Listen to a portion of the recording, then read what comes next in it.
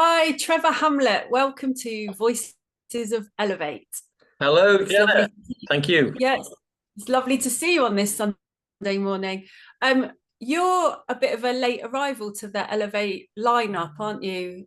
It's only been probably a week ago that you sort of came in. Yeah, it was brought to my awareness, and mutual friends of ours. Big shout out to Annalise and Adam. Suggested that I get involved, and so I looked into it, felt into it, and thought this is perfect. Yeah, great. Because you weren't going to, were you? When you heard about it, you thought that you wouldn't, and then you felt into the energy of the event and then decided you would, didn't you? It was literally that. I thought, I don't like doing this. I've got that to do. I've got this to do. And then I just sat and went, okay. And I got this big yes. I'm like, okay, I'm going. All right.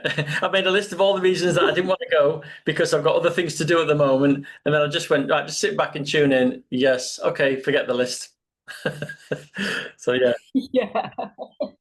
Oh, I think you'll be pleased you did. And then you also kind of once you decided that you were coming, you kind of downloaded what you were going to offer, didn't you? Yeah. Well, With one of the things that regard to I do is the video production and covering events and things like that, especially for conscious communities and therapists. Uh, but I also do my energy healing work as well. And so I kind of tuned in and I thought, oh, well, yeah, it'd be nice to offer both of those things because they fit perfectly into what your event is. So, yeah. And so what is it you're offering for the Lionsgate portal? Well, I'm going to be going around filming everyone. Not everyone, but those that want to be filmed. And I will be doing some interviews, just covering and getting a feel really for the event. And then on the Sunday, I I thought about a meditation. I say I thought about it, just came in, and I wrote the meditation, channeled it through, and then I'm writing the music over the next couple of days, and then I'm going to do this one-off meditation specifically for whoever is involved in that. And it's quite a cool meditation by the looks of it. But I've got to do the music next, and then people can wear headphones so they can really go into an immersive collective experience. Yeah, because I was lucky enough to receive a healing session with you last night. And it was really lovely because you pre-recorded a meditation which I was listening to in my headphones, and I went into the deepest relaxation almost instantly, which is unheard of, but I just instantly was put into this really nice deep relaxation state. And then you were doing energy work, weren't you? And so while I was in this deep relaxation, I could feel tingles and sensations in the body as you were working on me. And yeah, I feel amazing today after receiving that. So thank you. But will your offering be similar to that experience? Yeah, it's I've got a bit of background noise here. Can you hear it? I'm just going to shut the door. One sec. Okay, I can't hear it though.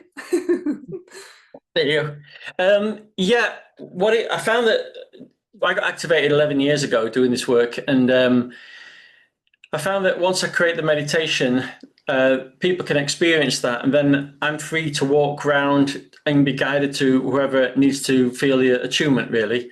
And that's what happens. The energy guides me to who needs to be recalibrated or download information or clear their stress, clear their energy. So that's the most effective way I'm working in regards to meditations at the moment. Some people they just need to clear stress. Some people go into a deep relaxation. Other people have dramatic effects as especially healers, they download new codes, new information.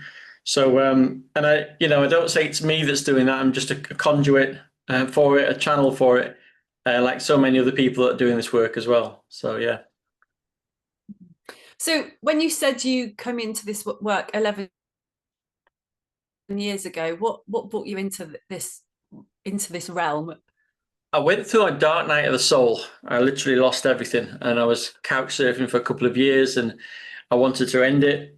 And I wanted to just get away from the pain, emotional divorce, it was more than that though. It was lots of stuff coming up from lots of different timelines and things. And I've never done anything. I've been interested in spiritual things, but I've never really went into the level that I did. And then I was invited to do an ayahuasca ceremony in Liverpool, and it was like the greatest night of my life, really. The second night. The first night was really quiet. Everybody had a journey, and I was putting tissue in my ear going, oh, I wish the shaman had shut up, stop singing. It's so annoying. I wasn't experiencing anything. I was going, this is a load of rubbish. Blah, blah, blah, blah, blah. And then the second night, this energy came in and spoke through me. It actually vibrated my vocal cords. And it said, this is a gift. This is sacred. You will be guided. And then after that, it said that, all this energy just came into my body for about the next 4 hours. I was all over the floor. I could feel energy in my kidneys. I could see past lives. It was just incredible. And so, yeah. And then the next day, I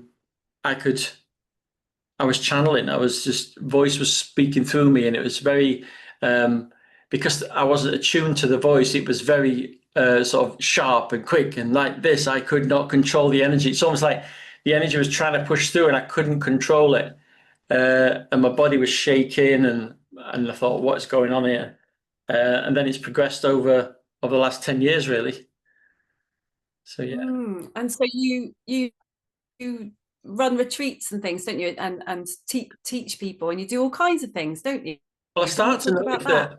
Well, I'd done the rounds, like I call it the rounds. Years ago, I trained as a hypnotherapist, and then I trained with Paul McKenna, and then I did Tony Robbins. I've done Joe Dispenza twice over in Switzerland and Germany. That was cool. I've worked with shamans and also worked very closely with Tom Campbell, who's a quantum physicist and author and consciousness explorer. And in between that, I've also worked with some really gifted people and some really people that are not gifted, but think that they are. And then people that are gifted and exploiting people. So there's a whole array of people out there that you have to navigate through that.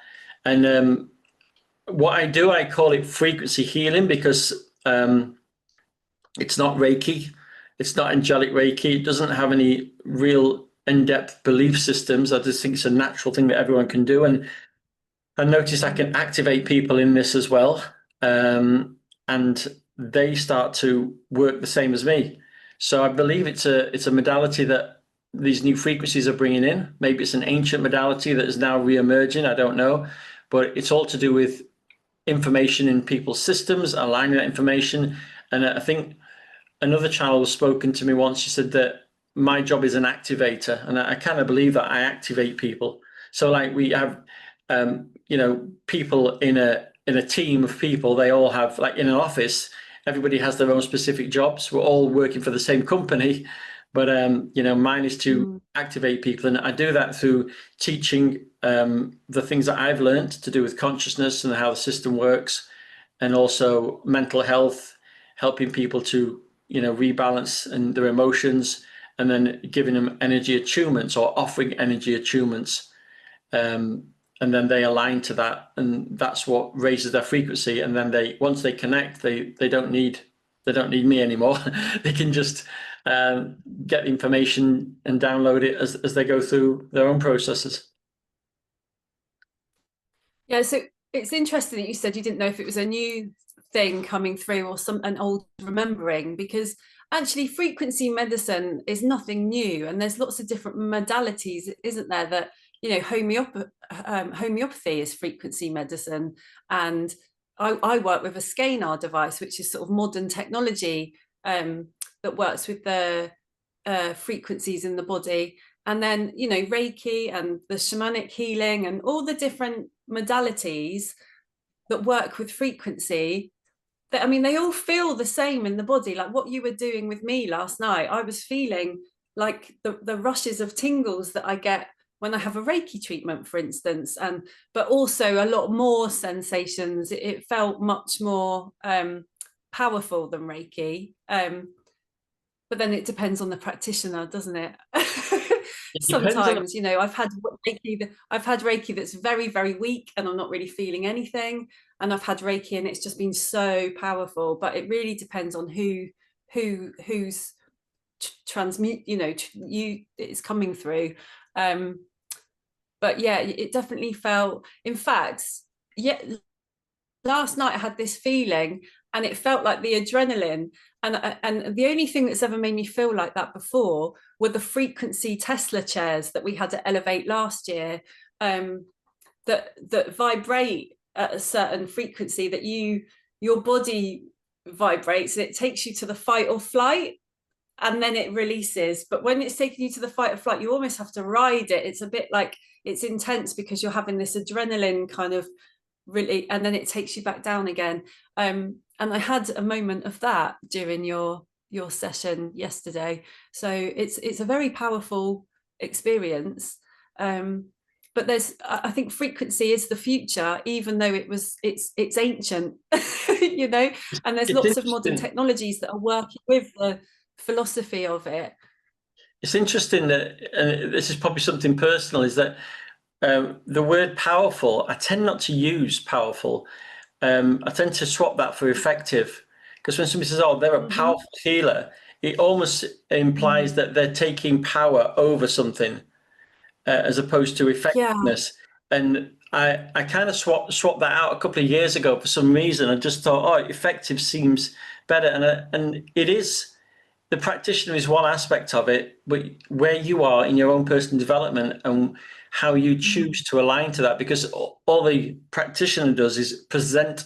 It's almost like they show you a buffet, and then it's up to you what you want to take from that buffet, and whether your belief systems are aligned, whether you're wanting at that particular point there's something that's useful for you to align with.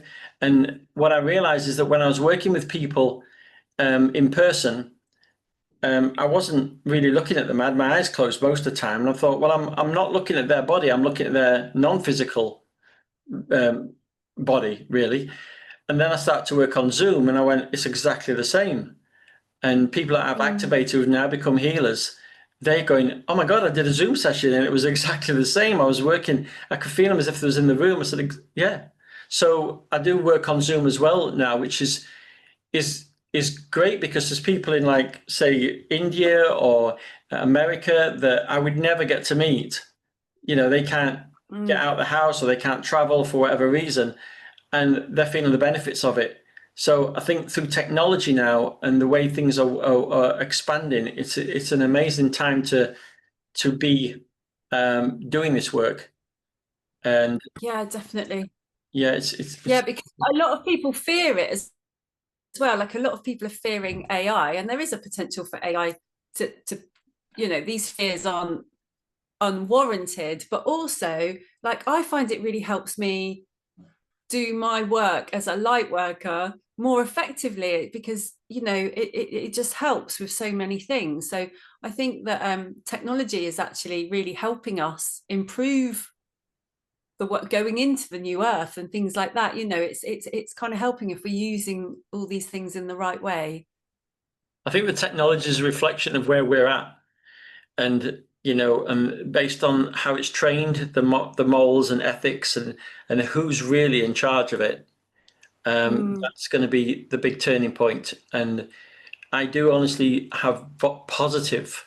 I think it's going to be like the terrible twos. The baby's born, everybody loves it, it's amazing, and also you get through this point where, okay, terrible twos, and then you got teenage years where things are not quite right, and then gradually it starts having some balance and recognition of who it is and what it is. And I think that's what's going to happen. There's going to be a consciousness within AI, and when that consciousness aligns with the awakening that's happening now on the planet, we're going to see big steps forward in not only in consciousness, but in the way medical industry is, the way the pharmaceutical industry is, and every single aspect of who we are. And the next 5 years will shift dramatically.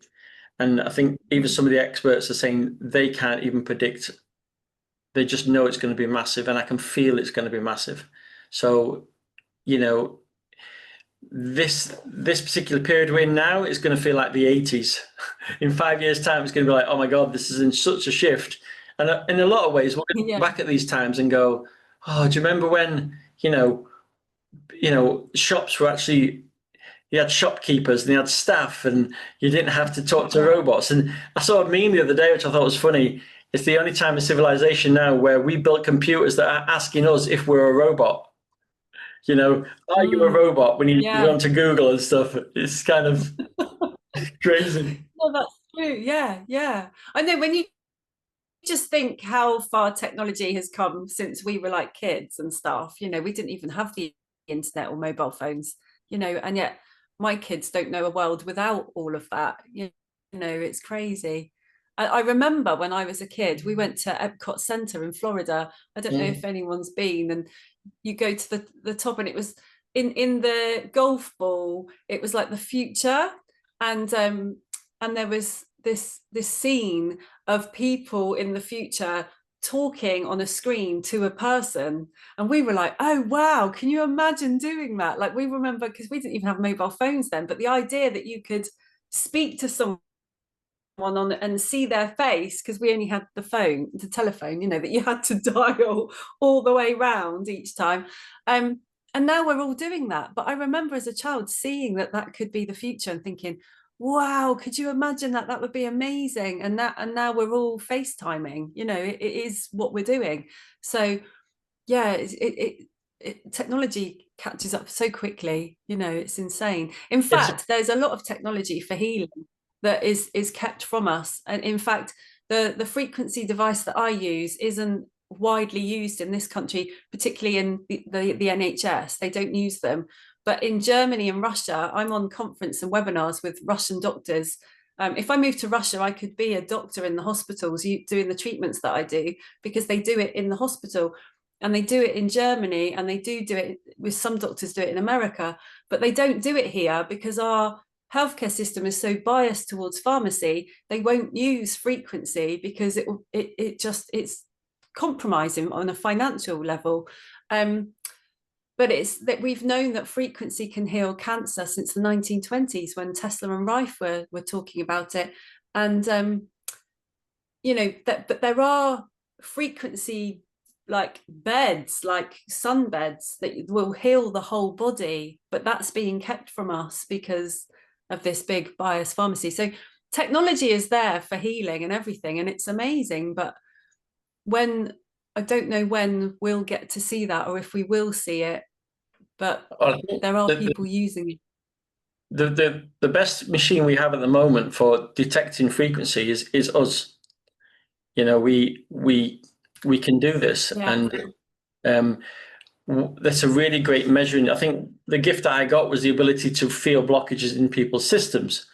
And initially, with any healing modality, you always think, is this working? Am I making this up? This can't be real, because that's your belief systems. And what happens is, when you do it over and over, question yourself, because it's not accepted. It's because it's not accepted, and it's not something we're taught generally. So when you start experiencing these intuitive feelings and things, you're like, oh, you do question it. You're like, is that my imagination? Am I just making this up?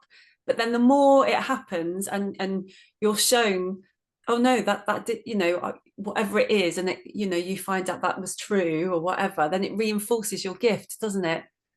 And the belief systems change, because we've got unconscious belief systems, and they determine what we are able to perceive, what we believe, is what we filter. And that's the thing that I've learned most over the last couple of years, is people's belief systems determine their perception, and that determines their reality. And a lot of the times people think, oh, well, I'm going to, it's genetic. I've got this condition. My mum had it. My dad had it. And that's a belief system that overrides any healing system that comes in, because they have free will. Yeah, because I've got clients that are that would say that they're very enlightened and they're very conscious. But when I try to work with them in a healing capacity, they're so kind of stuck with these old thought processes of, like, say they've got fibromyalgia or something like that. It's because it's not, they get so stuck in the diagnosis, that it's really difficult to navigate a way for them to think outside of it. Sometimes I do help them with like NLP and things like that, but people's thought processes do block their healing, because they're constantly telling their body that it's not well, I'm not well. And to say, to flip it and say I'm well, everything is well, feels like lying. And I say, well, just lie until you believe it. And then, but because if I say to myself I am well, I feel every cell in my body reacts like it, almost like a little like that chi feeling throughout my body, and it's like I'm well. And so even if you're not well, but if you keep saying I'm well, your cells will listen, and eventually they hear it, and they become it.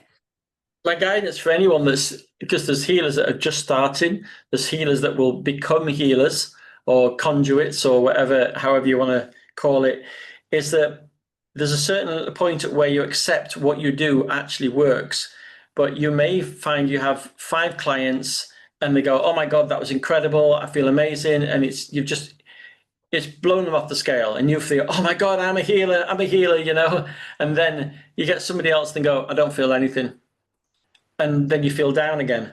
So the thing is the technique is just to stay in the middle and go, you know what, they had an amazing experience, thank you for that.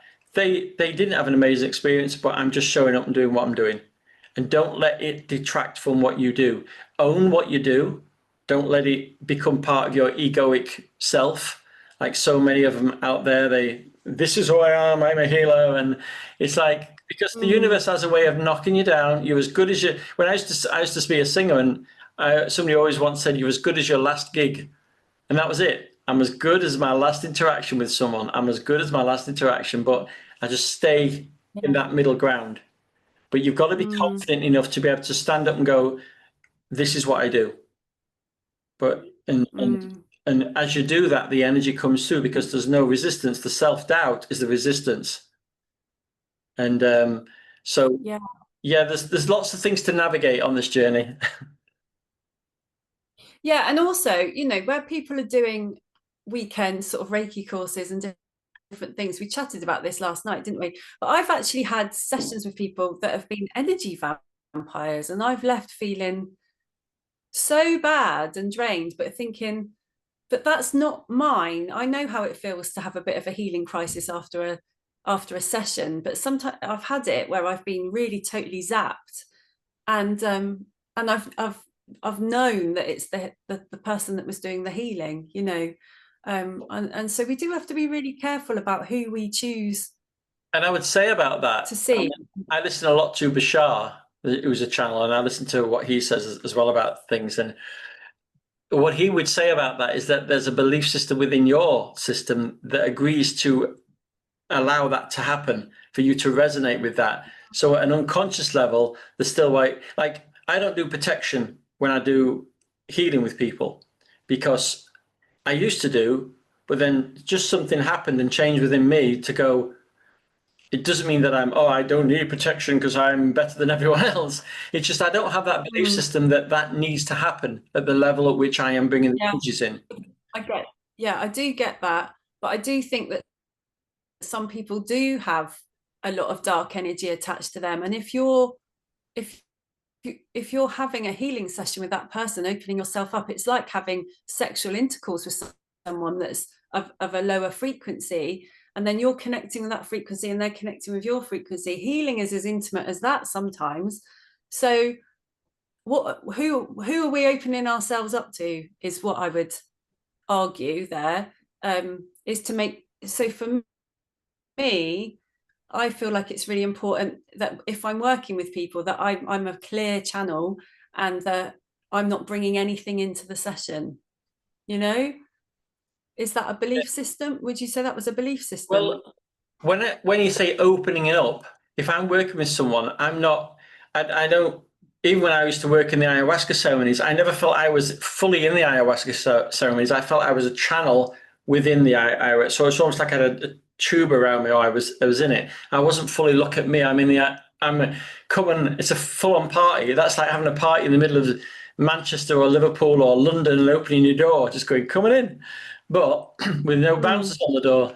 But just how I work at the moment, my intention is only the highest good. My frequency that I want to attach to or send my intention to is only the highest good. And when I first started this work, yeah, I was aware of attachments. I was aware of things coming in, but for the last 6-7 years, nothing. And I've worked with some dark stuff. I've been to Egypt and done some stuff over there and shamanic work. And I always feel like I'm going in. It's a bit like a surgeon. When a surgeon goes in, they get wrapped up, everything's good. Within that vicinity, I feel like I'm in a clean space. And I know that whoever's working with me has got that space. And then I go, thank you, I'm off for lunch now. And that's how I feel. So if that's the belief system, it's working. And for other people, they go, I have to do this because this is going to come into the space and this is going to infiltrate and this is going to do this. And that's going to be true as well, because that's what their belief is. And again, it's not a conscious belief system. We can say this, okay, well, I don't believe there's going to be anything attaching to me because I believe I'm in a safe space. But if you've got unconscious belief systems, they're your frequency that will align with that. You can still attract that. So it's working on those unconscious belief systems where I go, you know what? I don't believe I'm safe. I know I'm safe. And I know that the energies that I'm working with that are coming through me are also making sure that everything's okay. So that's the belief system that I've got, and that seems to be working at the moment. But I'm always open to the idea that one day it might not, and go, well, in that case, I'll learn something else. So yeah, but if you're going to a practitioner who doesn't exercise that, who hasn't really got that level of awareness consciously, and then they're treating you, they could affect your energy in a negative way, couldn't they? If they're not practicing those things. I did a session with it's another analogy. It's like, imagine you're living in a flat and somebody comes into your flat and then they go and they've left, like, I don't know, they've left something in your flat. You walk around and suddenly you're aware of it and you go, actually, this doesn't belong to me. There you go. And you put it outside. I did some with a light language practitioner called, well, she's in America. I'm not calling her name because, you know, and very powerful session. And I could feel the energies. I was activating everything else. Anyway, 3 days later, I could feel something in my system, in my field, up to my right. And I was getting thoughts that were coming that weren't mine. I'm like, hang on a minute, this is not mine. Okay, so I went to see another channel that I work with who's in America. And I went, can you just check this? I've got something in my field here. Oh yeah, you've got an attachment. I thought, yeah. And I knew where it come from. And I went, okay, let's just get rid of it. We got rid of it. So what happens, that was a lesson for me to become aware of my wider area. So, but since then, nothing has happened. I've not had any, and I think that was, again, a lesson to go, actually, you've got a belief system here that needs to look at and work on it. And but it's another interesting. A lot of people know, but a lot of people haven't got that awareness within themselves where they would notice that it was an attachment. Like I notice if it's an attachment, and I can notice it in other people when there's an attachment. But a lot of people they'd think, oh, I'm feeling really depressed, oh, I'm having really negative thoughts. They wouldn't even think that that was an attachment. So you had that insight to be able to say that's what it was. But some people are quite vulnerable, and then they're going into these spaces, and then they're being opened up or swapping these energies or hitchhikers or whatever, you know. And there's, so I think my point is, I think that you have to vet out people that you're seeing, don't you? And interestingly, I'm quite picky about who I do allow into my field. So I'm quite surprised that I only met you last week, and I did a session with you last night. But I can feel into people, and I could feel that it was going to be okay with you.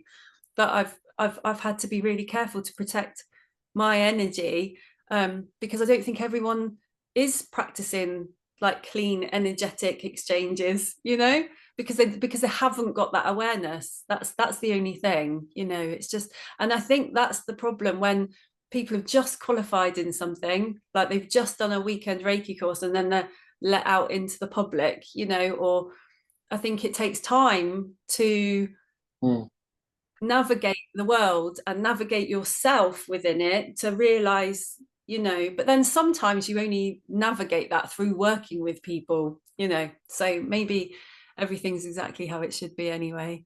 And Yeah, then those people learn a lesson. it's an opportunity to grow.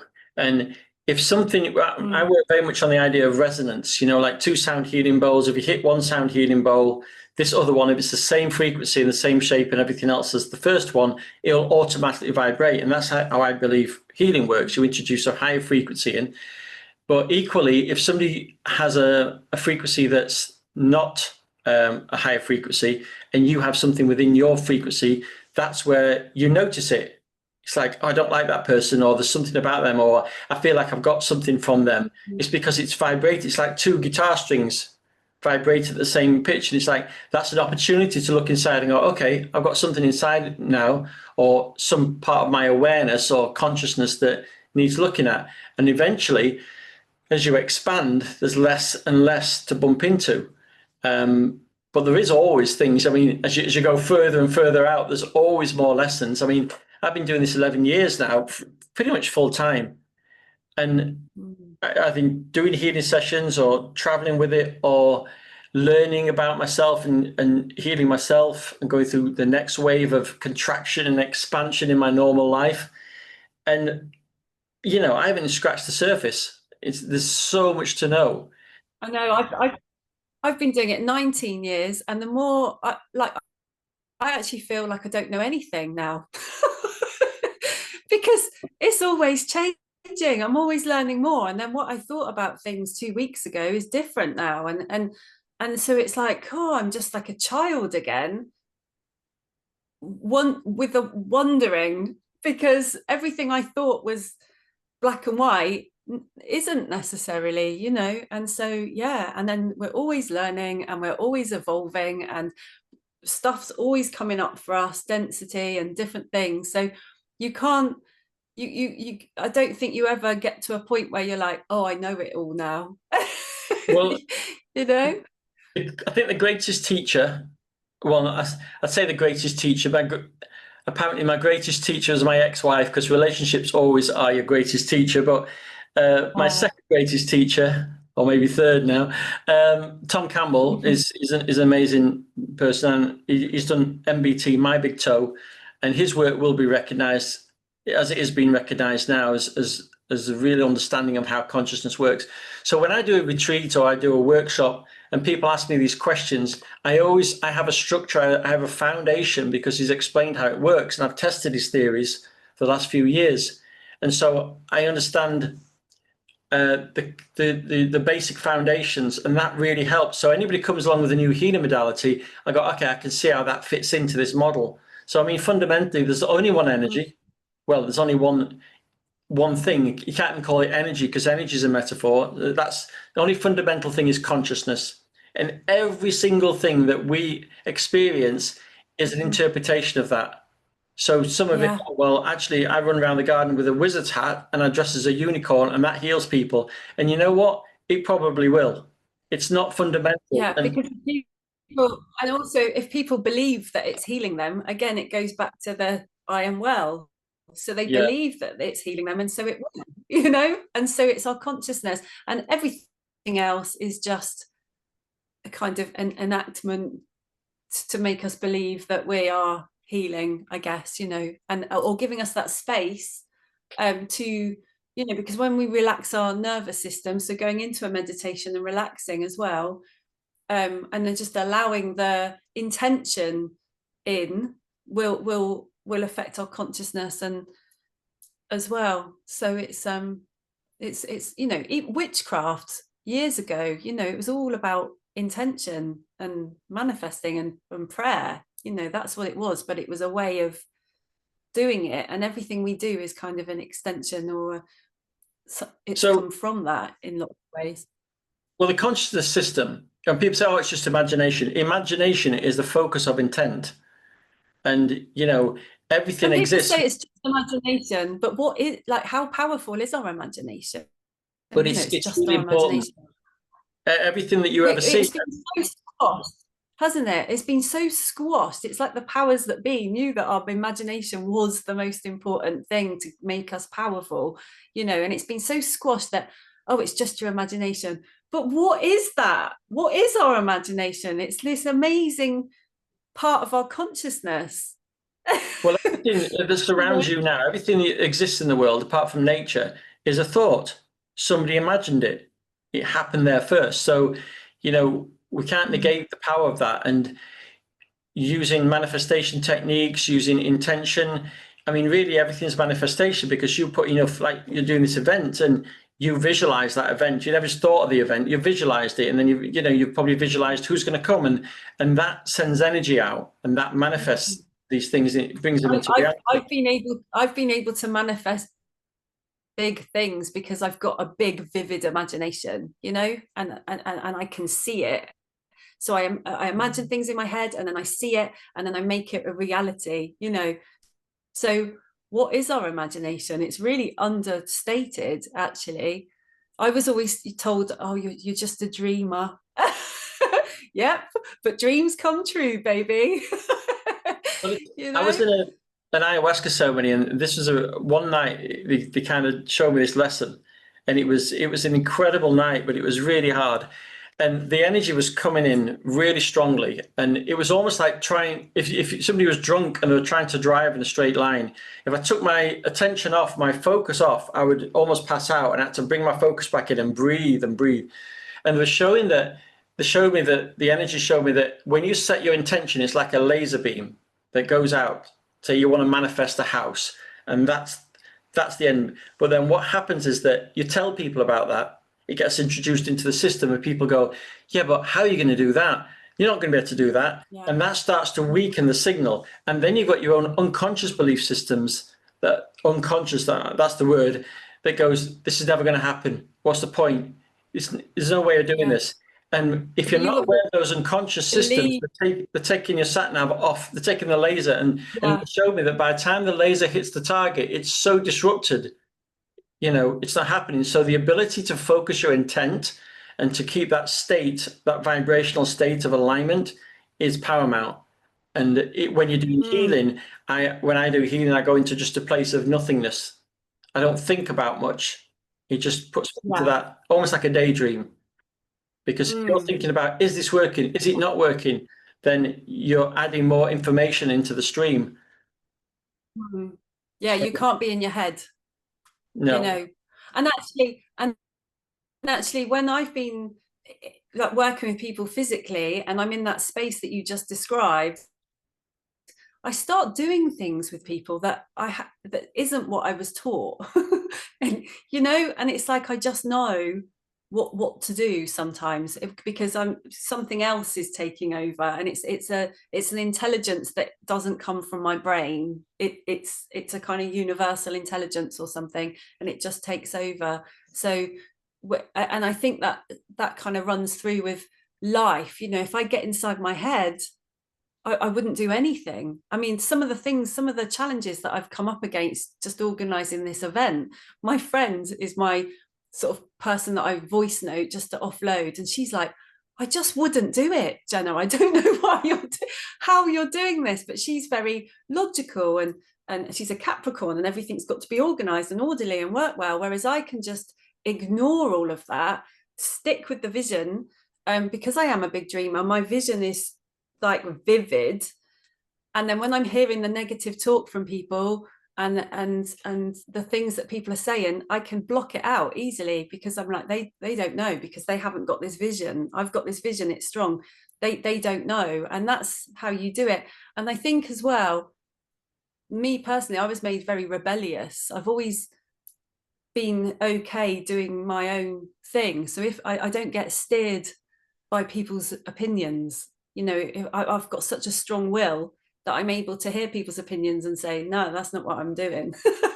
So the combination of having that kind of attitude and a really strong vision is what helps me manifest big things. But it probably is different for everybody and how they do it. But it's true what you're saying, you know, when you speak it, other people will take it down, but you have to be so vivid in your manifestation to not hear anybody else, because they can't see what you can see, you know, so how do they know? So, And I think you what's know, important now over the next few years, and I think all these healing modalities, whatever they do, is pulling people into, or guiding people into becoming more loving. That's, and ultimately for themselves and for other people. That is the underlying message that is prevalent in the majority of healing sessions or healing modalities. And what's going to be more important now is that ability to, people say drop into your heart, listen to your heart, but it's just words.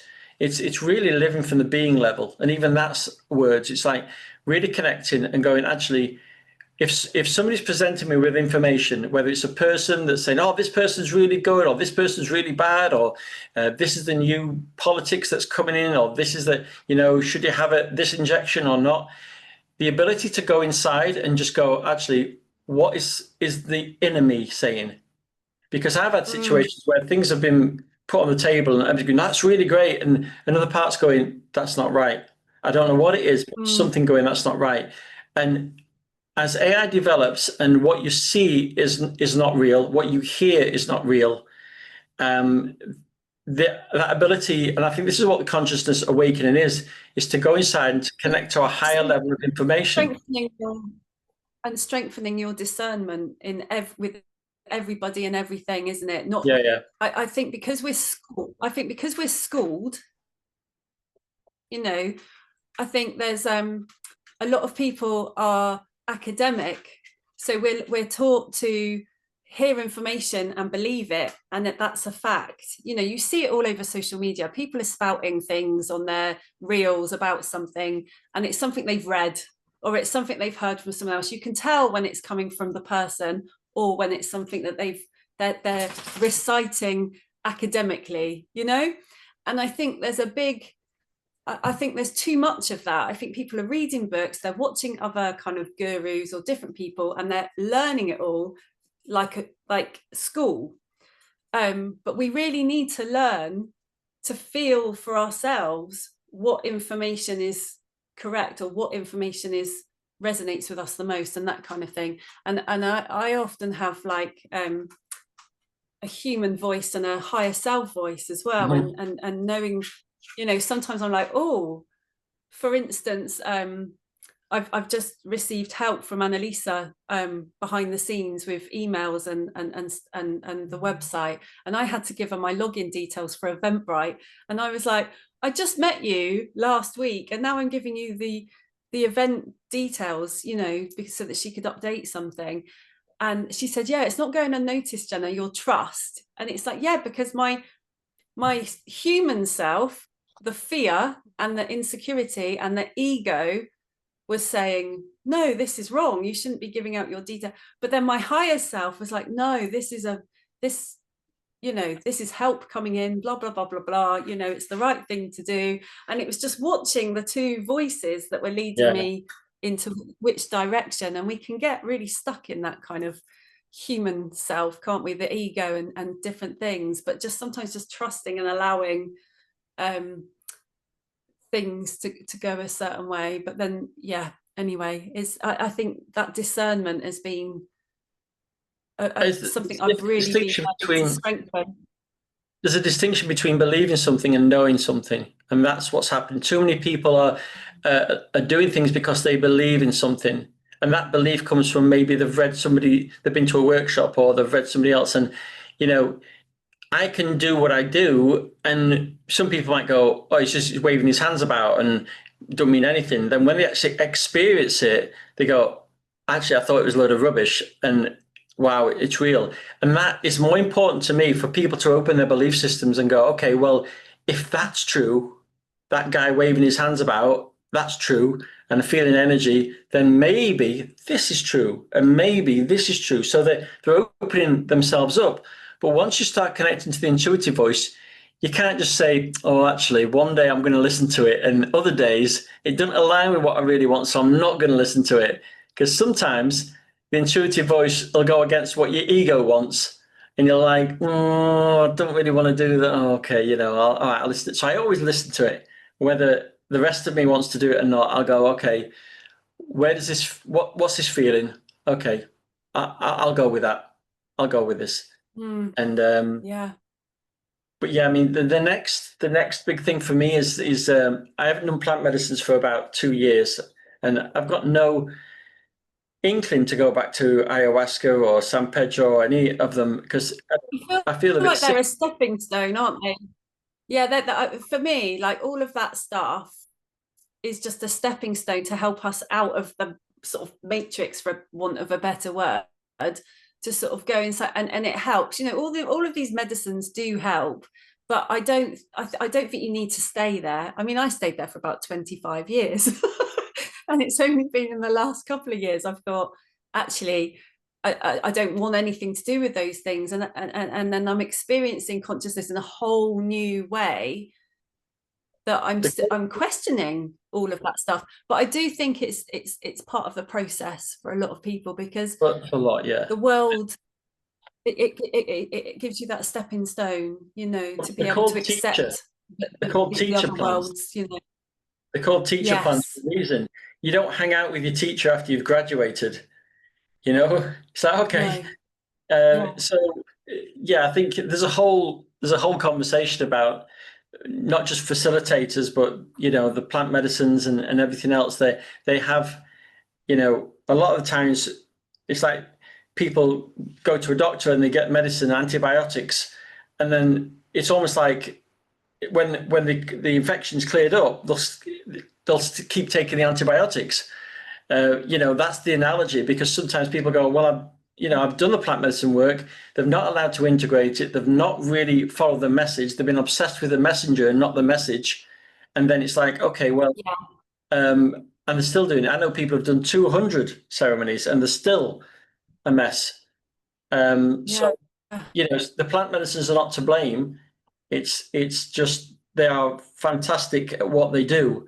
And if used in the right environment and used responsible, they can be a really important part of the journey. But two of the most advanced people I know in spirituality that I've met so far have never used plant medicines. So they're not you have to do that, which a lot of times is kind of spread throughout communities that, oh, you've got to do mushrooms, and do a bit of ayahuasca and do a bit of something. To be honest, I think a lot of it is just justifying taking these things, to be honest. I think it is fun. It is fun to take mushrooms. There's no doubt about it. But when I do that stuff now, it feels like, I think when I was quite a traumatized person, I had a lot to clear. There was, I had a lot of things, and that it really helped me do that. And actually, I really enjoyed escaping this realm, because I found this realm quite difficult. And I was quite depressed, and I'd had lots of abuse, and there was lots of stuff. So to then go into the realms of the psychedelic, I loved to do that, because it was escape. I was escaping this realm and having a right old jolly, traveling the multiverse, and under the influence of not just mushrooms, but LSD and even MDMA. As soon as I used to drop a pill, the center of my brain used to open like this, and I would just channel all the messages of the universe. That was on an E, so it wasn't necessarily that you need ayahuasca or, and the frog secretions. I feel like it's not necessary. I think when people like to go into those places, maybe it's because they're not enjoying this external world so much, or maybe it's because they want to explore something different. But it's not necessary for your spiritual evolution to have to do those things. I think that sometimes it can help open people up a little bit, but there's so many other ways. Work, meditation, fasting, all those things are way more potent. And I would totally agree with you. But what's happening with me at the moment, the last 3 weeks, because, somebody mentioned Bufo years ago, the 5-MeO DMT, and I'm like, nah, I'm not even interested in that. I'm done. I don't want to do any of that. Anyway, over the last month, it came into my field. And what happens with plant medicines, they come into your field and they're in your field every day, right? So they keep knocking on your head, don't they? They keep knocking, and you're like, what is this? And I've had it with the mushrooms. You need to do the mushrooms. Yeah. And it just keeps knocking, and you're like, okay, I can't do this. So what's happened is that somebody I know has recently done it, and they said, "Oh, it was amazing," and it came up somewhere else. And there's another level of my growth, which is, I said, I feel like a Is this balloon. DMT? This is Yeah. the MEO, which is, for those that don't know, it's the strongest DMT there is. I've never done DMT apart from in ayahuasca. And Well, pardon? I did, and I actually find that I have more of a potent experience with breath work. And Greg is coming to do a breathwork journey at Elevate, and I mean, it's insane because you're releasing it from your lungs, and so it's a natural way of doing it.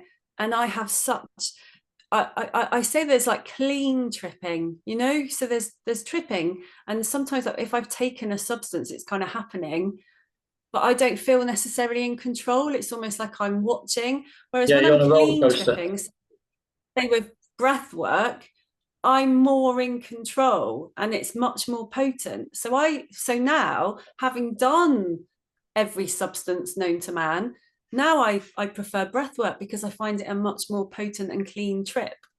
But then maybe I can still trip because I have opened up those pathways from Yeah. using the substances. So then I can't say to people, don't use the substances, because I think they actually helped me learn how to open up in that way. So Well, I'm not I saying that wouldn't. you shouldn't do it. I wouldn't. But what it's doing, I mean, I'm literally, for the last 3 weeks, every day I'm seeing a frog. Like, somebody will send me a meme with a frog on it. Somebody will send me, I mean, a picture of a frog, or it's every day.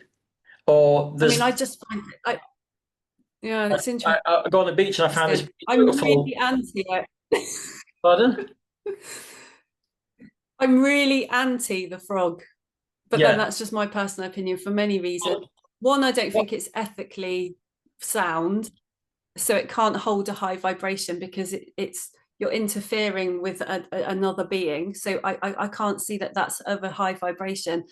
And secondly, people have died, you know, because it is taking it is a poison and it's taking your body to the brink of and so that effect you can reach through fasting. So for me, I think it's very unnecessary. I think the only time that I would do it necessarily is if I was riddled in cancer, and then I would go to the jungle and I would do it in the jungle.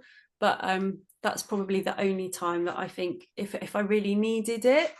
But I think people are doing these things, but for what? But maybe you're being shown it because you need to explore it for a reason. So I'm not going to And say that's take the your distinction experience away from the you. distinction I'm making, is that when these energies, they connect to you and they call to you literally every single day. And I tuned in, I went, "Oh, it's calling me," and it went, "Yes." So there's a reason I have to experience that. And going Yeah. into a situation like that, there is no fear. I literally, because I'm almost going into a situation like that, going, you know what? If I didn't come back, that's okay as well. And that's how Mm. I move into It that. might even be that that was what was meant to be. And Yeah, maybe this might be my yeah, last update. yeah. But Who I just, knows? it's a very odd thing, and for people to keep doing it, like they're having ceremonies with it on a regular basis.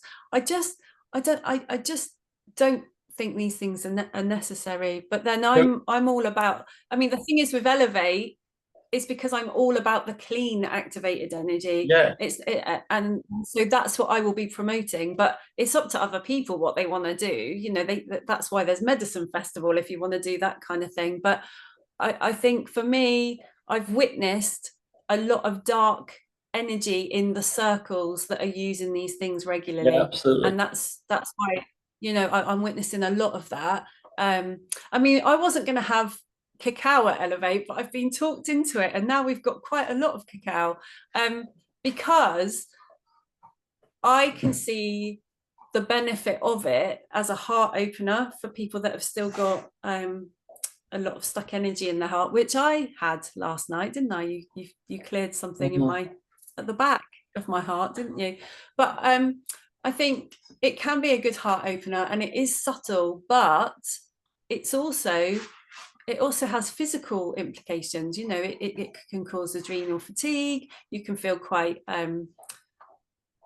you can feel quite drained afterwards because it is a stimulant and it has got toxins in it that can disrupt the body. Like I had just a thimbleful the other week when we had a dance, and then I came out in a cold sore that the next day, you know. So it has got, and I think as long as, something to do with sharing the thimble. but then people can choose. I think people can choose what they, you know, whether they want to do that or not. But a lot of people were voicing that they found that it was really, that they really wanted it. So, but with Elevate, I really wanted to have everything super clean so that we could realize our magic, that we don't need to put it, that we don't need the substances.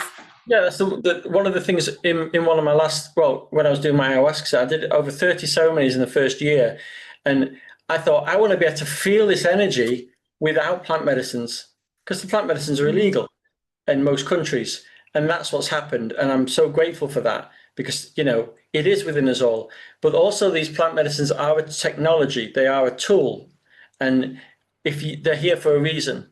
And like anything else, people are going to abuse them. People are going to facilitate them.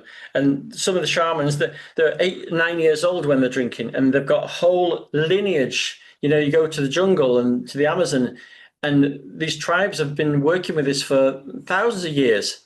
It's a completely different thing to someone who's done a training session and they're hosting it in a hairdresser's on a Sunday night. It's a completely, the technology is there, but the energy that holds it is different. And I would never work with anyone who has not got that connection where I go, this feels right. And so, but I can honestly say I hate doing plant medicines. I hate it. No, you know, I used to love it. A lot of people, for all the good that they do, they can also instigate psychosis. You know, I've had friends coming back from Peru and then having to go to hospital, you know, because they've not been well afterwards.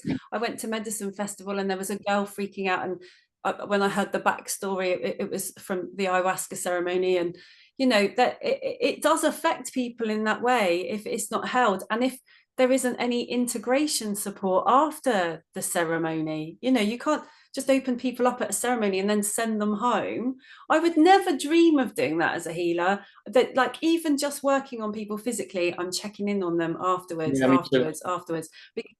because sometimes they need support integrating what's come up, you know, what's going on. My brother did just an online breathwork journey and ended up really not okay afterwards, you know.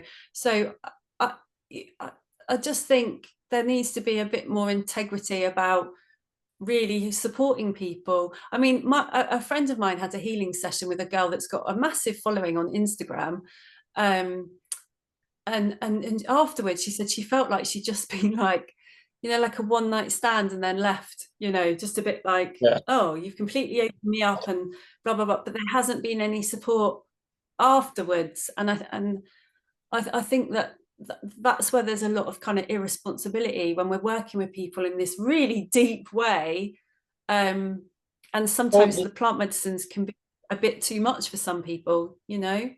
Well, I mean, I would not recommend Bufo to anyone unless they've had quite a lot of experience in that space or something similar to that space. I feel that my system is robust enough to be able to take that hit. But I think for a lot of people, it could be, and who knows, it might not be, but for a lot of people, it could be something that would really change the reality completely and question the belief systems. And that's enough to put you into mental illness. But the challenge with healers, myself included, I don't even like calling myself a healer, facilitator or whatever, but there's no supervision. There's no, like, I know psychiatrists and they have supervisors. They have an organization. The difference between you and me. Pardon? Sorry? The difference between you and me is, like, you were a psychiatric nurse, weren't you? And I worked in mental health for 12 years. We've both got NLP, hypnosis, counseling, all these different other modalities from a professional nature behind us. So when we're working in the healing industry, we already know how to deal with people if they do go into psychosis. Like, we know how to deal with that. But there's a lot of people that are holding these ceremonies that I mean, I know people that are holding ceremonies that haven't even had any training in it, you know. They just, so then if someone then starts presenting psychosis, what do they do, because they don't know. And so I do feel like there's a lot of people put in are quite vulnerable in these spaces, you know. So I do feel quite strongly that these spaces can be quite dangerous, you know, And for the in the healers, wrong hands. and for the facilitators, the amount of people that are psychiatric, trained psychiatric people, psychiatrists, and their clients have gone crazy, or they've attacked them, or they've done stuff, or blamed them for certain things. When as a man working in a with a woman in an environment, if you're working from home, you don't know who they are, you don't know what their background is, you don't have a full, in fact, psychiatry and the medical industry has a lot more information about the person walking in the door than we do. And it's same for women working with men in an environment. So we open ourselves up to possible things as well. And what doesn't help is that when there are people out there that are abusing their power in whatever way that is, whether financially or emotionally or physically, and that's not a good thing, because that spreads like wildfire through the community, and it's like that installs another level of fear in everyone. So there's a lot of very unconscious people working under the guise of conscious healers or conscious community or conscious facilitators, and there's no one regulating it, because as soon as you start to try and say something, people say, oh, well, that person's jealous, or that person's envious, and that's the opposite of what it should be. The journey needs to be people healing themselves, paramount, doing the work on themselves, and then sharing what they've learned with other people, as opposed to, oh, they've just come through trauma, they're getting significance by dressing up a certain way, they're getting recognition, they're suddenly feeling like, oh, well, you know, I've got something to give, and the part of a community, all the things that, if you're recovering from trauma, they're the things that need to be healed, or they're the things you're looking for.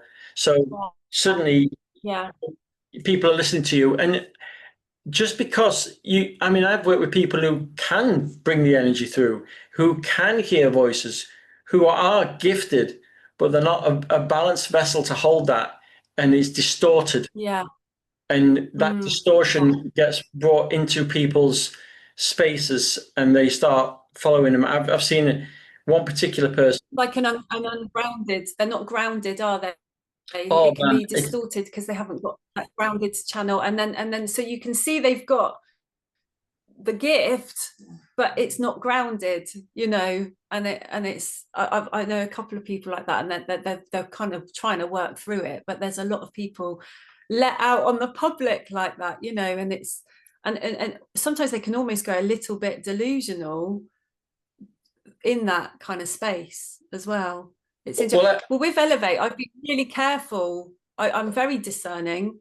There's only a couple of people that I'm a bit nervous about because I haven't met them, but I can usually feel into people's energy through messages. I think this is why I've been gifted with a strong intuitiveness, so that I can, you know, pick people in a discerning way to be part of Elevate, you know. And everyone is just amazing, you know. All our facilitators are just, you know, I can often see through see through the bullshit. And so we've got all, you know, clean channels. Well, I mean, I enjoy the showmanship of things, but I purposely don't do that, because, for instance, if people don't know me, if I walked in dressed completely in white, I had feathers there, I had the face makeup, I had all the bangles and jewelry, and going, namaste, brothers, namaste, sisters. We shall bring in this. Grand rising. Yeah. Yeah. Da, da, da, da. Now, people buy into that, so their belief systems will go, oh, okay, this person's is a real deal and all this. But I purposely don't do that. I can do exactly the same work in a pair of flip-flops and shorts and a Grateful Dead t-shirt. Yeah. And that's what I want to show to people. You don't have to have, if you want to choose these tools, that's great. If you want to choose all the things, that's great, but you don't need it. And the power is within us. When I started, when I do my healing energy, my hands start doing this. Now, there's a belief system within me that that does that. So the frequencies move my hands into mudras. And over the last year, Mm. I've gone, okay, let's just try and resist that. And as I've focused and scanned down people's bodies, my hands will vibrate like this. So it's a feedback mechanism. So, and eventually I won't even use that. So I'm always trying to refine it. And what's happened is people are Mm. using the ancient traditions and they're not moving on with the times. It's like, you Yeah. know, if for instance, shamans had access to, I mean, myself and like Adam from Galactic and Annalise, they use technology, digital technology. So it's sound Mm. healing through digital production. Now, a lot of purists will go, "Oh no, you've got to have a goat, you've got to hand make your drum, and you've got to do it there, and you've got to have this sound bowl, and you've got to have this." Got to be for white dear. But if the shamans Yeah. had access to all this digital equipment, they'd be coming out with some really banging tunes. It would be. Yeah. And everybody like, "Oh, I've Yeah. just got the same Juno 6 synth as that shaman had in the Amazon." So I mean, nobody has activated me with music as much as Adam. You know, his what he does with technology is light codes. You know, it's insane, and I've never had that in any from any just drum or anything like that. Do you know what I mean? He's next level, well, and even with and I think this is almost like the new earth in itself. It's yeah. using the technology that we've got. It's not running away from technology and completely going back to like the indigenous. It's using what we've got because the way I see the new earth, for instance, you know, it gets used a lot and it is a remembering, but I don't think it's saying no to all the systems that we have. I think it's just, I think that, you know, if you look back, like we were talking earlier, you look back 20 years, how different was that earth to this earth? If you look back 100 years, if you look back 1,000 years, you know, we're always evolving as humans and everything around us changes. And I feel like what's going on now is we're moving into something, a really big shift.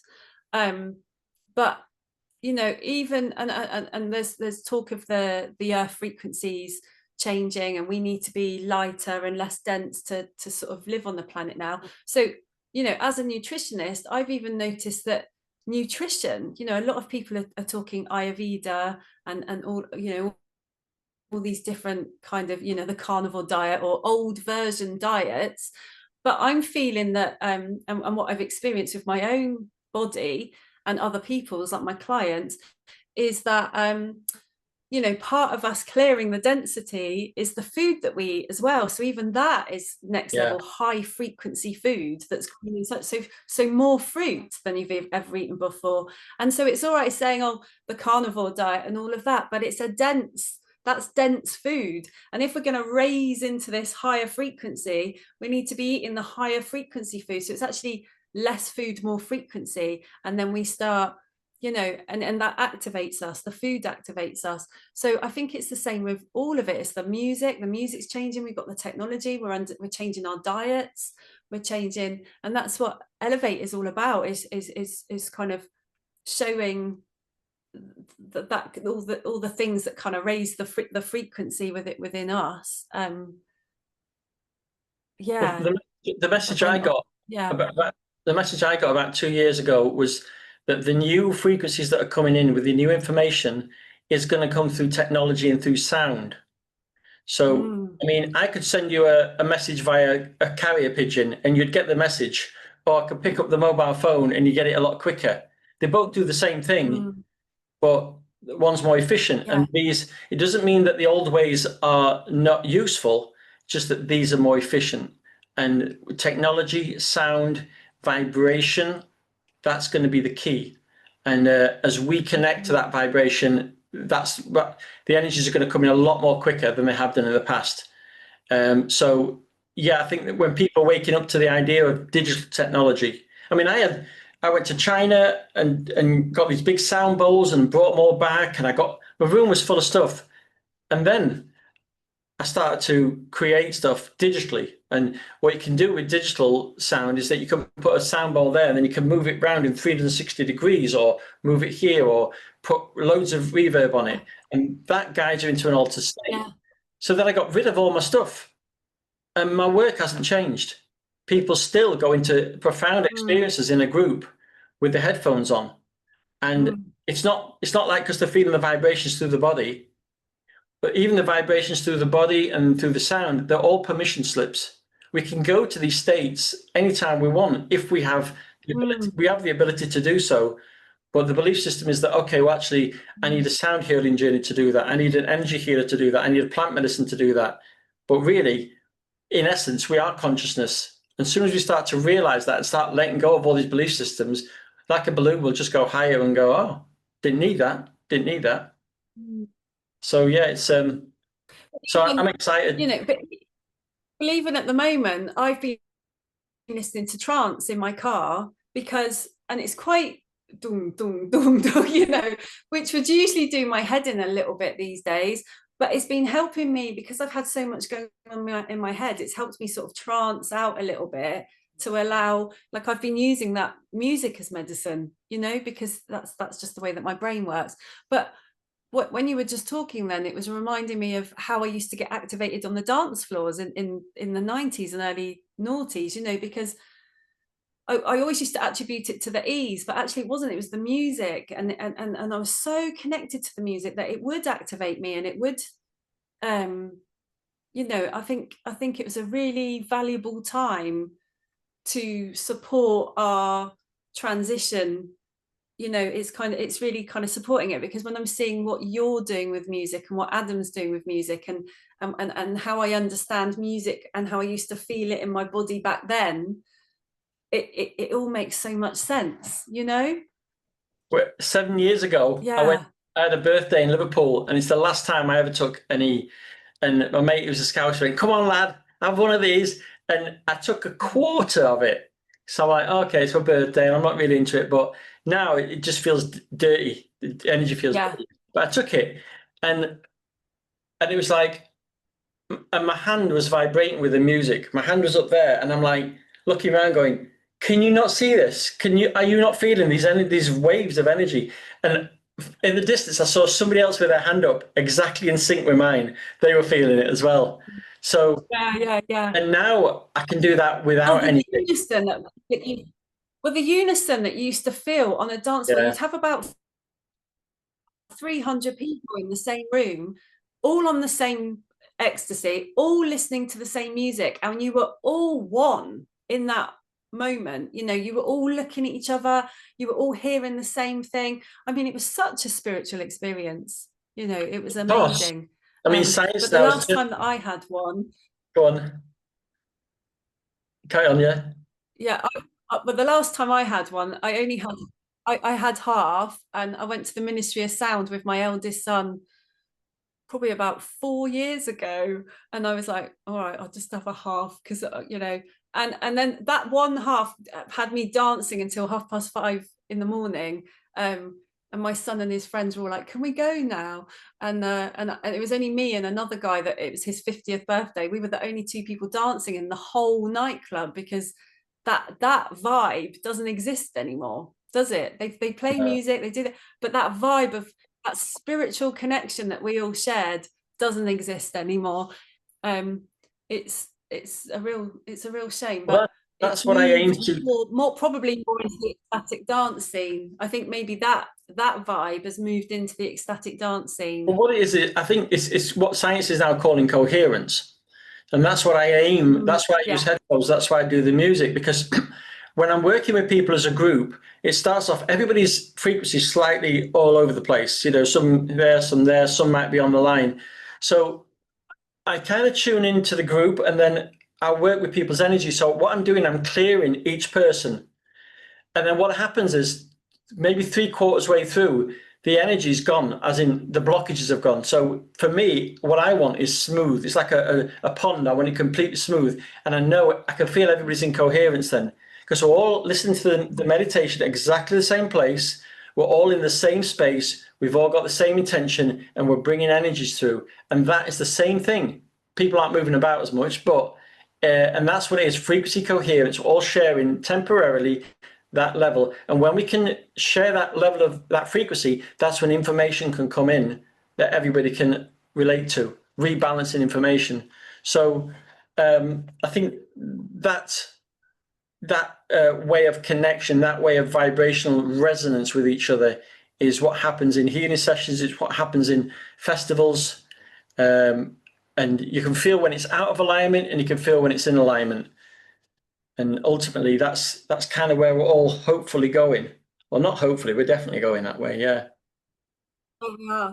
And actually, you know, when we want to rise into new dimensions, you know, we need each other to do that. We need to be coherent with each other in that energy field to rise together. Like, you can't actually rise into the highest dimensions alone. You have to do it together when all our hearts and energy is kind of aligned together, and then we can all rise together. And it's just wonderful. Actually, I'm so pleased that you're coming. When you were talking just then, I got goosebumps because my visual head tapped in, and I just imagined everyone on Sunday Well, it's really so that doing that with you.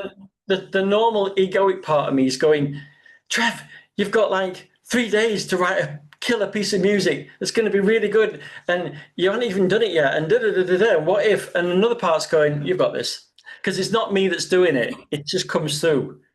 So. Yeah. Oh, it's the same with the whole festival. I should be really panicking right now, but I'm sat here having a lovely conversation with you. I've still got so much to do, but I know it's coming through and it will happen as it's meant to. Yeah. And that's the difference, isn't it? Getting out of your head and just allowing what wants to come through, just to come through, surrendering to If that. everyone can go to the event with the intention of what can I give, what can I share, as opposed to what can I get, you know, and not what can I share, what can I give, so I am significant and I mean something to people, but no, what can I give just to help, even if it's just helping people, or just being a smile, or just talk to someone who's on their own.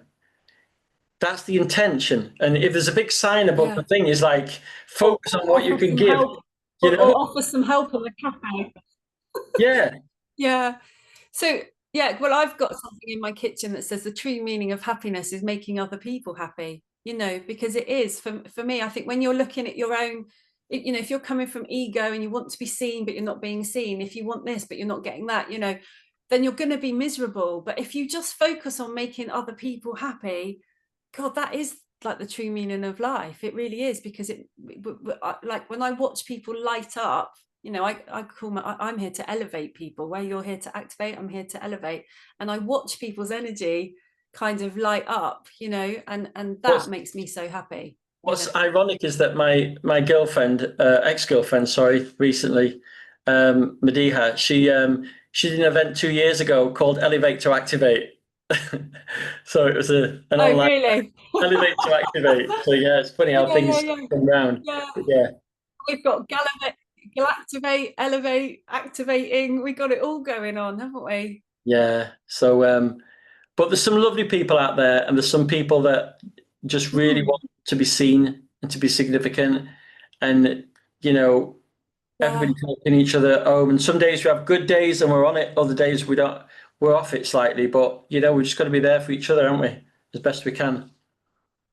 Well, even the ones doing bad practice are facing the right direction, and their heart means well. It's not that it's not that they're bad people, is it? Our heart means well, but we all just have to be really discerning on like, you know, the situation. I think that's, yeah. Well, everyone that's coming to Elevate has been scanned and everyone's in safe hands. And yeah, well, thank you for talking to me today. I'm really looking forward to hanging out with you from Thursday onwards, and really, really looking forward to your workshop on Sunday. Cool. Sunday's going to be, we've got lots of activation and uplifting things happening Thursday, Friday, Saturday, and then Sundays are very integrating.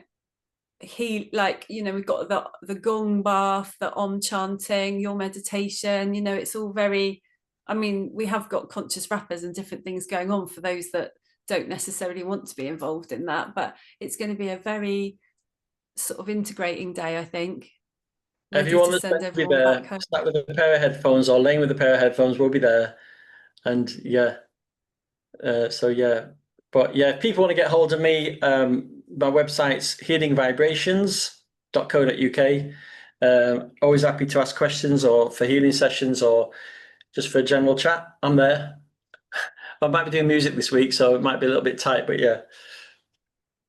Oh, yeah, excellent. Well, I'll put a link to your website and your Instagram account below. Yeah. If anyone wants to get hold of you. All right, Trevor, lots of love. I'll see you on Thursday. All right, thank you. Bye.